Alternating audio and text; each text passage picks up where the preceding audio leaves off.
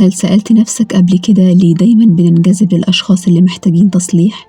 وليه بنحس إن دورنا في الحياة هو إننا نداوي جروح غيرنا حتى لو ده هيجي على حساب روحنا؟ في علم النفس ده اسمه عقدة المنقذ.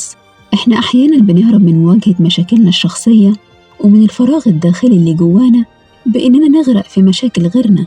بنفتكر إننا لو أنقذناهم هنلاقي قيمتنا، بس الحقيقة إنك ما بتبقاش شريك، إنت بتتحول لعكاز، والعكاز غالباً هيترمي أول ما المصاب يخف. الفيلسوف سارتر كان دايماً بيأكد على المسؤولية الفردية. النضج الحقيقي في العلاقات هو إنك تفهم إن كل إنسان مسؤول عن شفاء نفسه. إنت ممكن تدعم، تسند، بس مش دورك أبداً إنك تكون العلاج، لأنك ببساطة مش إله ولا أنت مصحة نفسية.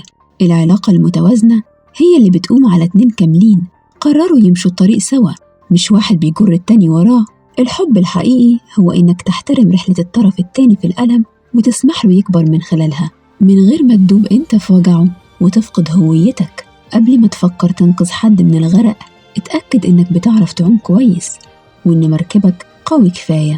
هل أنت بتقدم المساعدة بدافع الحب ولا بدافع احتياجك إنك تحس إنك مهم؟ فكر فيها واكتب لنا تجربتك في التعليقات.